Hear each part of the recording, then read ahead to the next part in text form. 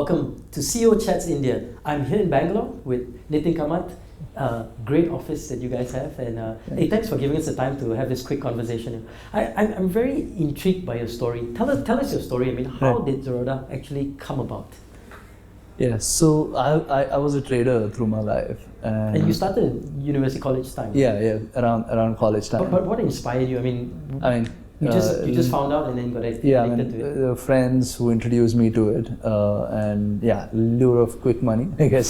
So there's a bit of a gambling gene inside there somewhere. Okay. So that's how it started, and then I kind of blew out a couple of times.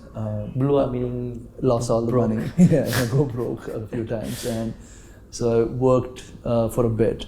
And then I worked in a call center in India where you can kind of trade during days and kind of work nights. Yes. And then have no sleep in the process, right? Yeah, I mean you're young and stupid, so you could. Absolutely. Yep. Then what happened? So I had a good 2-3 year run trading the markets, and I met this person who saw my performance, and he said, "Can you do this for me as well?" And so that's when I quit my job and started doing this full time. So this became your first investor in Zerodha? No, not really first investor. So at that point of time, I was doing more portfolio management. Today we are more execution platform, I see. right? Okay. So it started off like that. So more clients added. Then I became a franchisee of a bigger broker in 2006, and in 2007, my younger brother Nikhil, he joined me, and he was a much better trader than I was. And in 2008, we kind of ended up making some money. And then I wanted to take a break from trading because this active day trading is quite stressful. And Nikhil was anyways doing better than me, so we said, why don't you continue trading? And I always thought there was an opportunity to be a brokerage firm that we didn't have as traders. And that's how the whole idea about Zerodha came about. So when it started off, it was all about active traders like us. If we could have a platform where the cost could be extremely low, right? And a decent average trading platform which can do a buy and sell. So it was a white label trading platform from the exchange. So that's how the business started off. But was the pricing really very high back then? I mean, prior to you guys coming into the market? It was.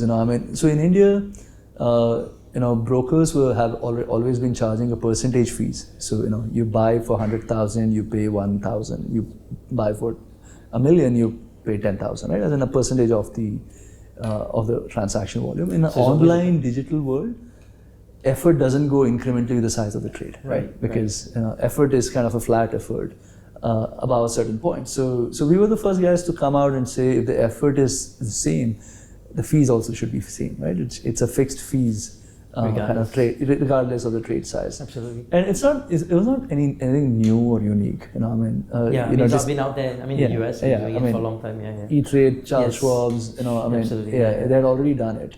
So we said 20 rupees a trade, which is like 30 cents, 30 cents per trade, and that's how the business started. So when the business started, it was about low costs, right, and focusing on active traders.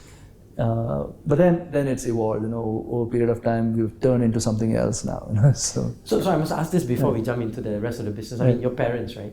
You studied engineering and you were brought up, in this Indian culture of, being this son who comes up to be engineer, and then you completely diverted and went into this part. What happened? I mean, how do you manage the family, and what were your parents saying? I've been a very horrible student right from school. Okay, so there was minimal expectations. The expectations wasn't. So that's a best practice. Underperform, so low expectations. Okay, got it. Yeah. So. So there wasn't too much resistance in that front. Yeah, in a sense, they weren't, and they were always supportive. So the first when I started trading, it was my dad who had funded the account. Right, so you were good supportive. I don't know if it could very easily have all gone wrong, and they could have been blamed for it. But now that it's worked out, this son was a shining model. Right? So So let's talk a little bit about, okay, so you started a business, but at that point in time, I guess it's all about the product market fit, trying to figure out what the business model is, what's the right price point, trying to figure out, okay, we seem to get some takers, how do we scale this up, right? So what are some key insights you learned in the early years, in 2009, 10?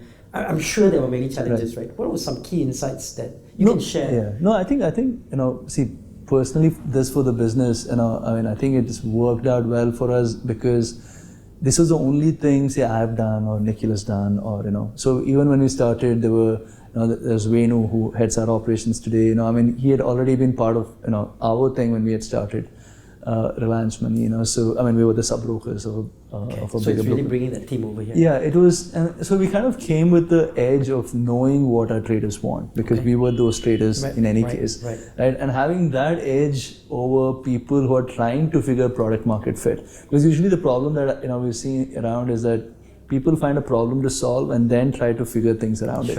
This was our problem for a decade or so, right? So it wasn't. The product market fit wasn't really an issue when we started off because we were trying to build a business for people like us, right? As in, so then the issue would be how do you the technology issues, right? How do you build that whole piece and So the thing was, one of the reasons I think we could even think of starting in 2010 was because the National Stock Exchange of India, so they gave out a free trading platform for all members of the exchange. Right, and it was kind of a technology arbitrage of sorts. So we spotted that the trading platform is coming free of cost.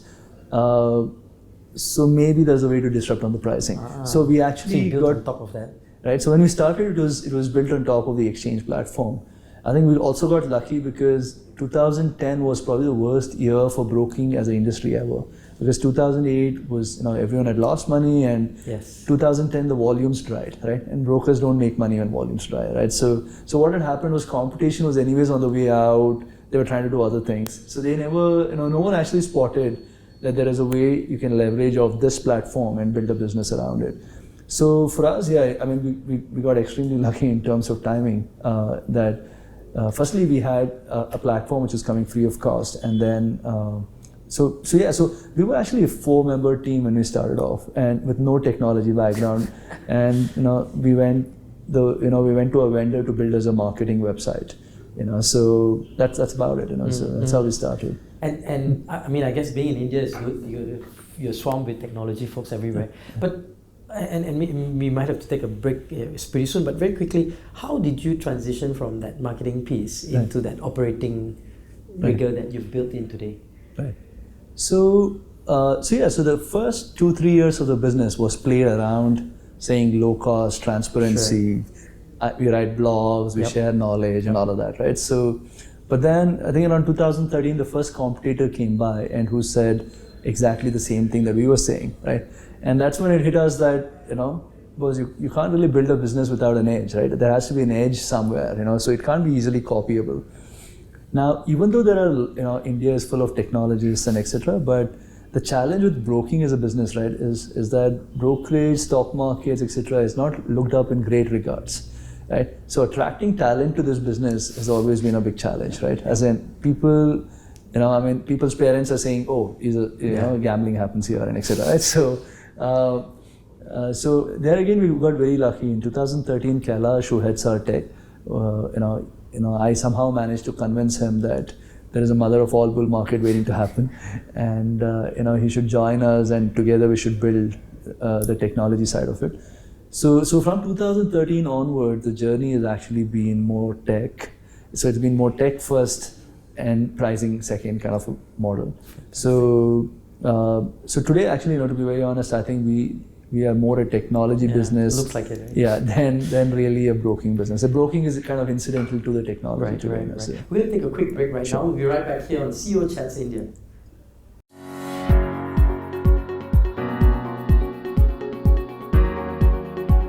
Welcome back to CEO Chats India. I'm with Nithin Kamath, CEO and founder of Zerodha. We were talking a lot about the setup in the early years, right? Now you've sort of morphed into a technology company to some extent, and with that brokerage slant. What's going to happen down the road? How are you scaling it, growing it, and building Zerodha for the future? So the challenge in India, as I think it's a challenge across a lot of the Asian emerging markets, is the markets are very shallow. People who participate in the capital markets are not too many, right? So, like for example, in India, we have a 1.3 million population, but last year just around 7-8 million actually invested into the market once. Oh wow! Right, so that's a very small percentage. It's like a 0.7%. And you have about 1 million of that now. So you have you have about 850,000 users. Or something. Yeah. So we have 1.3 million customers with around 850,000 users, active users. So that's a nice 10% market of the market. share. Yeah. So okay. So it. As I said, I think the challenge for us, we realized as we grew from 2015 was kind of our tipping point, inflection point, because in 2015 December, we made equity investing completely zero. What was happening was we were looked upon as only a broker for active traders and etc. And we were trying to change that image and say we also a place for investors, people who invest for the long term. So what we did, the 20 rupees that we were charging, we made it zero for long-term investors, like an incentive to come use us. And the business actually went viral for the first time when we did so how do you make money from that? It's not actually you're building a business, so it's really about so we make money from the active traders, people who speculate, who intraday trade or who do futures and options, etc. But investors pay nothing to us. So 2015 was that. 2015 also coincided with the launch of our in-house platform, which we call Kite. We took like an absolute different approach of building a platform, more Google versus Yahoo-like, like minimalistic, clutter-free, and etc. People appreciated it, so it was low cost, better platform. So suddenly, we were at around 70,000 clients in 2015 December. We are at 1.2 million today. So we kind of grown like 15-20 folds in the last two years, whatever, right? But as we grew, we realized that the real problem to solve is not taking clients from other brokers. The real problem to solve is how do you grow the capital market ecosystem in India, right? And build a big, make the pie bigger, I guess. And. So as a brokerage business, we said we will solve the problem of execution and education. So if someone has an intent to trade, invest, we want to be the best place in the country. If someone wants to learn, we want to be the best place in the country. So our education initiatives today are probably just below Investopedia in terms of stock market activity around the world. Right. So, but then we realized that the audience which wants to trade or learn is actually probably 1% of the population.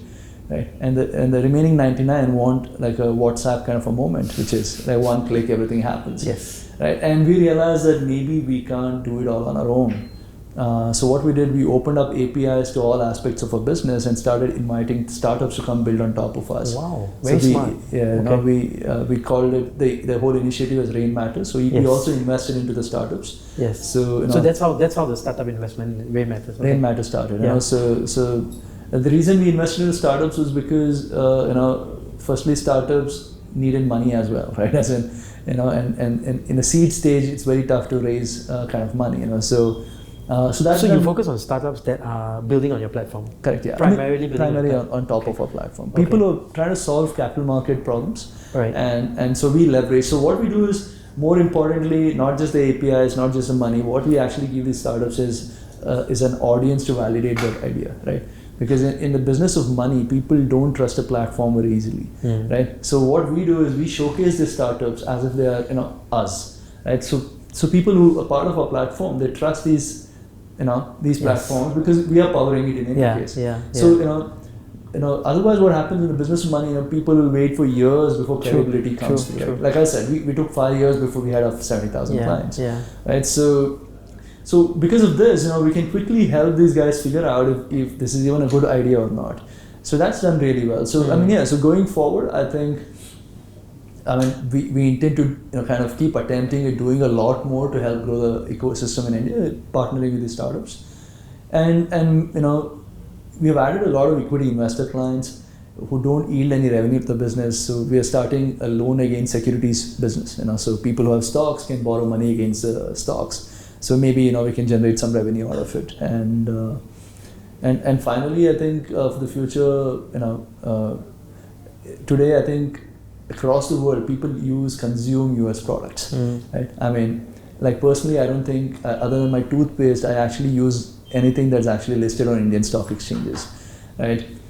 And if you look at why US has blossomed so well, it's because people invested into companies that they use, the products they use, Coca-Cola, McDonald's, etc. Before now Facebook, Amazon, Netflix, etc. Right? So we're trying to see if if we can attract a new audience by allowing US investing, stocks investing to Indians, so people can actually invest into products that they use. So that is. So these are a bunch of things that... So really open up the rest of the markets to the Indian population to some extent? To some extent, yeah. Wow. And where do these ideas come from? I mean, it seems very exciting how you've kind of built a platform and built the APIs on top. I mean, how are these things that, these pivots that you've talked about, are these things that are because of your employee base that you encourage innovation, or how did this all come in, or they come directly from you? No, it's not. I mean, it's a team kind of effort, right? So is there a culture that you've built that enables this to happen? Yeah, so we have internally, so we do quite a bit as a team, so I mean, we run what is called as question of the day, so where a bunch of questions and polls, etc. we throw out to the entire team. So we are like 1,200 member team. So people respond. So I mean, so a bunch of us actually go through responses, take some feedback from them. We are very close to our customers through all these education initiatives. So customer and feedback your employees are the ones who drive the education initiatives, right? Not really. Actually, education initiatives today have become more, they power themselves. People read, they like, they share, etc. Right. But then we spend a lot of time kind of on these platforms, trying to figure what our clients are saying. So you kind of end up getting a lot of ideas about the business. And then our tech team is the superhuman team, so if we kind of put out a product and put a spec properly, they end up building it for us. So it's a so I mean it's a lot of effort that goes into it. So it's definitely not an individual effort. Right. And if you look back at your last 9 years now, with Zerodha and also previously, right? I mean, if you look back at all these, what are some key lessons that you've learned as an entrepreneur that you think would be useful for other entrepreneurs who may be looking and saying, hey, I'm at the early inception stage, how do I learn a bit from Nithin? No, I mean, I think I can't vouch for others. Personally, what's helped, I think, for me and the business is that we've tried to build a business around a problem that we had, right? And I, there was already so much of experience that there was an edge that experience brought as well, right? As in, so if there was one advice I'd tell someone starting up is build that edge first, right? Because running a business is like being in sport, right? I mean, if I'm 6'5", 150, 200 pounds, I can't be doing gymnastics, right? I mean, I need to find the right sport to play, So same way, I think every guy should figure out where his skill sets are, where his edge is, and try to build a business around it, because then the odds of winning improves automatically, right? Sure. And also the point you make about finding that problem to solve, right? Absolutely. I mean, if you own that problem, if it's your problem, it makes it easier for you to be passionate and drive that to completion. And also, I think if you find that problem to solve, even if it's not your problem, right? Try to go work with companies that are trying to solve that problem in some way, right? And so that way you build that edge. Don't just wake up one day and say, I'm going to solve this now, so it's kind of, it makes it, it's tough. Absolutely. I'm going to end with one last question. If a lot of young people watching this show say, hey, I want to be like Nithin, I want to be successful, I want to grow, and many of them may be just coming out of college or university, and they're asking this question. What kind of advice would you impart to these young folks, and what kind of wisdom should they be looking for? Yeah, I mean, I don't know if I'm qualified to it. No, but I think, personally, if I were to talk, I think I've been quite a horrible student through my life, So studies don't matter. No, I mean, no, I don't know. I don't want to set that example, but I think studies do matter. But what I'm saying is that for a below average person like me, if I was able to kind of come a little ahead in the race, I think one of those things that has helped me personally is that I've tried to kind of learn as many things as possible, right? I've not been a king on any one single trade, but there's so many skill sets that you've developed, and as and when you keep developing the skills, your left brain, your right brain, everything starts getting used, and you eventually tend to age like wine, which is you grow better as you grow older. Otherwise what happens is most people end up picking one thing in their life and they keep doing the same thing over and over again. So you're not actually putting enough on your brain to kind of push yourself. So I think learn as many things as possible, as many skills as possible: music, dance, running, play sports. And some of the dots will connect, right? Yeah, I mean, so I think you tend to, and then opportunity someday, if you're lucky enough, will strike. So it kind of, as I said, luck is a very important thing about all of this, right? Right. But you have to be ready when the luck comes along. Nithin, it's been an absolute pleasure talking to you. We've been talking to Nithin Kamath here on CEO Chats India.